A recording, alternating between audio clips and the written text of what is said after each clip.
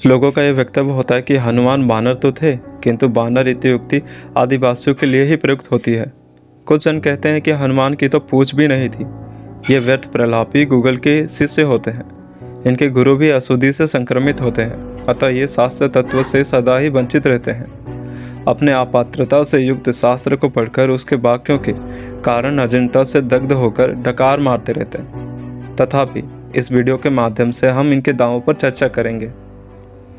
क्या वानर आदिवासी थे? आइए कुछ प्रमाणों के अनुरूप सर्वप्रथम ये जानने का प्रयत्न करें कि वानर कौन है। यदि व्याकरण दृष्टि से देखें तो वानर उपाधि से स्पष्ट ये होता है कि विकल्पितो नरो वा। इसके अतिरिक्त अनेक अर्थ धवमंजरी 2.1.1.55 प्रभृति अनन्य शब्द भंडागारों का भी अन्वेषण करें तो हमें वानर के समान ही पर्याय प्राप्त होते हैं।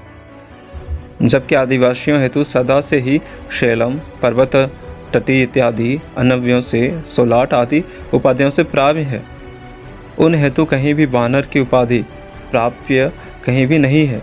अपितु एक आदिवासी को भी यदि कोई जाकर वानर कह दे तो वो उसे अपनी प्रशंसा ना मानते हुए अवहेलना ही मानेंगे, किंवा स्वयं पर व्यंग समझेंगे। समस्या वहाँ से प्रारंभ हुई जहाँ से ये लोगों ने सोचा कि वानर तो ना बोल सकते हैं ना समझ सकते हैं, ऐसे में वानर अवश्य ही कोई आदिवासी जाति होगी। किंतु इन बुद्धिजीवियों के दुर्भाग्य से इस वाक्य के कोई भी प्रमाण शास्त्रों में प्राप्त नहीं। ये जन इस कारण ही शास्त्रों को पूर्णतः मानते भी नहीं। जो विषय इन्हें समझ में आ जाता है उसे ये प्रमाणित मानकर उसके अतिरिक्त को प्रक्षिप्त घोषित कर देते हैं, या तो समय के साथ उनमें परिवर्तन करने का मत देते हैं। यही नव हिंदू चिंतन है। कुछ जनों का ये भी मानना होता है कि हनुमान जी की तो पूंछ ही ना थी। यदि हनुमान जी की पूंछ ना होती तो उनकी पूंछ पर आग कैसे लगती, लंका का दाह कैसे होता। श्रीमद् वाल्मीकि रामायण सुंदरकांड सर्ग 53 श्लोक 7 में कहा गया है, जब राक्षसों के द्वारा अनेकों पूंछ में वस्त्र लपेटे जाने लगा, उस समय जैसे ईंधन को प्राप्त कर जंगल के सूखे काष्ठ, तृण आदि धधक उठते हैं तथा उनसे विशाल दावानल का प्रादुर्भाव होता है, तैसे उस महाकपि का देह विशाल हो गया। एक और प्रमाण देखें। आध्यात्म रामायण सुंदरकांड सर्ग 4 श्लोक 34 और 35 में कहा गया है, बानरों को तो अपनी पूंछ प्यारी होती है, अतः इसकी पूंछ को वस्त्र आदि से आवृत करके आग लगाकर सारे नगर में घुमा दो, ताकि सारे वानर भी इसके दुर्दशा देख लें। पराशर संहिता अध्याय 7 श्लोक 43 में कहा गया है, ऐसा कहकर पवन पुत्र हनुमान अपने विशाल पूंछ का प्रसार करके समुद्र पर्यंत मार्ग बनाकर बैठ गए। एक और प्रमाण अन्य रामायण से देखें। आनंद रामायण सारकांड। अग्नि तो मेरे पिता के मित्र है, अतः मेरे हेतु भय की बात नहीं। अपनी पूंछ को प्रदीप्त करवा कर मैं लंका को जला डालूंगा। हनुमान नाटक अध्याय 6 श्लोक 25 में कहा गया है, और हनुमान की पूंछ से उत्पन्न अनल लंका को भस्म करके आकाश में जाता ऐसा प्रतीत हुआ, जैसे राम के भय से रावण का सारा प्रताप भाग रहा हो। एक और रामायण से इसका प्रमाण देखें। भूसुंडी रामायण दक्षिण खंड। हनुमान ने समस्त दिशाओं में घूमते हुए घरों को ऊपर से नीचे तक समस्त लंकापुरी को अपने धधकती पूंछ की ज्वाला से जला दिया। तो पूंछ की बात तो सिद्ध हो गई। चलिए, तो क्या हनुमान वानर मात्र है? इसके ऊपर चर्चा करते हैं। विद्वानों के मत इंद्रजीत का एक वाक्य प्रसिद्ध है कि विधेयत्तमे शनालोकिक हरि। आध्यात्म रामायण सुंदरकांड सर्ग 4 श्लोक 4 में कहा गया है। यहाँ इंद्रजीत ने स्वयं भगवान हनुमान की अलौकिकता को स्वीकार किया और कहा कि ये कोई सामान्य सा बनचर वानर नहीं। उनके जन्म की प्रसिद्ध कथा किसे ज्ञात नहीं। कौन इस बात से अभिज्ञ है कि वे स्वयं भगवान भय ही हैं। शिव पुराण के रुद्र संहिता अध्याय 20 के अनुसार वे स्वयं शिव तथा शिव पुत्र भी हैं।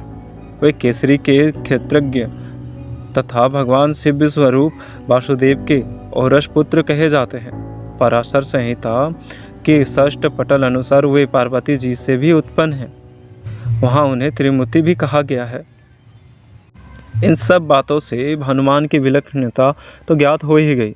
भगवान राम भी उनके भाषा से जान गए थे कि ये कोई साधारण वानर तो नहीं हो सकता। न केवल एक अपितु समस्त लीला पात्र भगवान की लीला में देवों के रूप ही हुआ करते हैं, जो कि लीला की समाप्ति पर अपने अपने लोकों में जाकर विराजित होते हैं। रावण स्वयं एक पात्र ही था, जिसे कभी हिरण्यकशिपु ने, कभी प्रताप भाव ने, तो कभी किन्हीं और ने निभाया। अब आते हैं हनुमान क्या है। जैसा कि सर्वत्र भगवान हनुमान को लंगूर, कपि, हरि, वानर आदि संबोधित किया गया, इससे तो सिद्ध है कि वे वानर थे, किंतु उनके वीर से तथा सुग्रीव आदि अनन्यों के पराक्रमों से उनको सामान्य वानर भी नहीं समझा जा सकता। ऐसे में उन मायावी वानर को क्या समझे, इस विषय पर हमें श्रीमद् भागवत आदि ग्रंथों का भी निरीक्षण करना होगा। श्रीमद् भागवतम स्कंद 11 अध्याय 16 श्लोक 29 में कहा गया है, मैं ईश्वरों में वासुदेव, भक्तों में उद्धव, किम पुरुषों में हनुमान तथा विद्याधरों में सुदर्शन नामक विद्याधर हूँ। यहाँ उद्धव को उपदेशित करते हुए भगवान वासुदेव ने अपनी विभूतियों का वर्णन किया। यहाँ वानर नाम हनुमान ना कहकर किम पुरुष नाम कहने का यही साफल्य है क्योंकि भगवान हनुमान किम पुरुष वानर है। ख्यार समुद्र के मध्य में स्थित समस्त भूमि जम्बूद्वीप कहलाती है। यहाँ के अधिपति अग्निद के 9वें पुत्रों को यहाँ के 9वां खंड दिया गया। राजर्षि प्रवर भारत का राज्य भारतवर्ष था, तथा किम पुरुष वर्ष भी है। वहाँ अन्य किम पुरुषों सहित भगवान हनुमान नित्य श्री रामचंद्र की आराधना में अनुरक्त रहते हैं।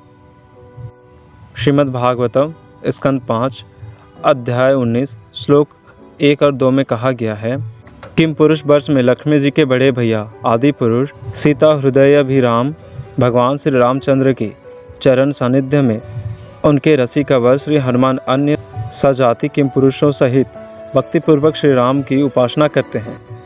वहाँ अष्टसेना तथा अन्य गंधर्वों के माध्यम से गाई गई श्री रामचंद्र जी की कल्याणमयी गाथा को सुनाते हैं। श्रीमद् वाल्मीकि रामायण के 17वें सर्ग समस्त देवताओं को वानर संततियों की सृष्टि का आदेश दिया गया। ये कहा गया कि अप्सरा आदि समस्त स्त्रियों से केवल वानरों की उत्पत्ति करें। ये श्लोका देखें, अर्थात माता अप्सरा हो, किन्नर हो या कोई भी हो, पुत्र वानर ही होनी चाहिए, क्योंकि ब्रह्मकृत नियति का साकल्य इसी में था। ये भी इनकी विलक्षणता का परिचायक होगा। ये सभी केवल वानरी से उत्पन्न ही नागा किम पुरुष चैवा कहकर श्लोक का क्रमांक 22 में किम पुरुषों के सहयोग की सहमति स्वयं वाल्मीकि जी ने तो दी ही, किंतु पहले ही बताए गए भगवत वाक्यों से ये सम विषय वर्धक प्रमाण गौड़ हो जाएगा। अतः जहाँ भी वानर उक्ति आई उन हर स्थानों में वानर रूपधारी किम पुरुष ऐसा समझना ही प्रशस्त होगा। अब आते हैं किम पुरुष कौन है। किम पुरुष देवों के समान किंतु उनसे भिन्न मायावी देव योनियाँ है। अभिधान रत्नमाला में ही किम पुरुषों का पर्याय किन्नर, अश्वमुख आदि कहा गया। अब इन्हें व्यक्ति लिंग धोतक किन्नरों से तुलना ना करें, क्योंकि तरंग बदन इस तुलना को नकार देता है। ये दिव्य गायक कहे गए हैं। हालांकि किन्नर तथा किम पुरुष दोनों पर्याप्त कहे जाते हैं, किंतु उनमें कुछ भेद होता है। वाचस्पतयम के अनुसार किम पुरुष तथा किन्नर में यही भेद है कि किम पुरुषों का मुख नर के समान तथा जंघ अश्व के समान होते हैं, और किन्नरों का मुख अश्व के समान तथा जंघ नर के समान होते हैं। ये दोनों वंश क्रम में भाई ही कहे जाएंगे, क्योंकि महाभारत की युक्ति है। महाभारत आदि पर्व में कहा गया है, समस्त चराचर की सृष्टि तो मुनियों से ही हुई, उसी प्रकार किन्नरों की उत्पत्ति पुलह से तथा किम पुरुषों की पुलह से की गई है। यही इन दोनों का भेद है। यदि इन दोनों में कोई भेद ना होता तो श्रीमद् भागवत के 52 अवतार प्रसंग 8 स्कंद के अध्याय 20 में गंधर्व किम पुरुष किन्नर जगो ना कहते। अस्तु, साथ ही पुनः ये वाक्य स्मरण हो कि इन किन्नरों की तुलना समलैंगिक से ना करें, क्योंकि उनका युग्म नहीं हुआ करता, और यदि होता भी है तो वो निरर्थक ही होता है, जबकि किन्नर की स्त्रियां किन्नरी कहलाती है। कुमार संभव के 3 सर्ग में किम पुरुषों का अपनी योषाओं के साथ क्रीड़ा वर्णन भी है। अब आते हैं निष्कर्ष पर। अंतिम निष्कर्ष यही है कि मायावी किम पुरुष एक क्षुद्र देव योनि है। भगवान हनुमान स्वयं एक किम पुरुष ही है जिनका स्वरूप वानरों का है, अतः वे वानर वेशी हैं। जिस प्रकार भगवान विष्णु ने मायावी योनि में अवतार लिया, तथैव किम पुरुषी योनि में भगवान हनुमान का अवतार हुआ। मानव योनि की लीला करते हुए भी भगवान देव वंदित है, तथैव किम पुरुष वानर योनि की लीला करते हुए भी भगवान हनुमान सदा वंदित है। हमने पहले ही पराशर संहिता से हनुमान को त्रिमूर्ति सिद्ध किया है। यही त्रेता युगी श्री राम अवतार के तत्वकालीन वानरों की सामान्य वानरों से विलक्षणता है। भगवान हनुमान की पूंछ भी थी, इसमें भी कोई संदेह नहीं। हमें चाहिए कि हम किसी भी फेसबुक आदि के उटपटांग लेखों का अध्ययन ना करते हुए किसी पात्र गुरु के समक्ष अपने प्रश्न रखें। हम स्वाध्याय भी कर सकते हैं, किंतु वो भी गुरु सानिध्य में ही श्रेयकर है, अन्यथा नहीं। तो चलिए, आज हम हनुमान जी के बारे में चर्चा किए। वैसे तो हनुमान जी के विषय में कहने हमारे सामर्थ्य में नहीं, पर हमने जो गुरु, साधु और शास्त्र सुना वही आपके समक्ष रख दिया। तो मिलते हैं एक और वीडियो में। तो तब तक क्या, हरे कृष्णा गाओ, प्रभु की शरण पाओ।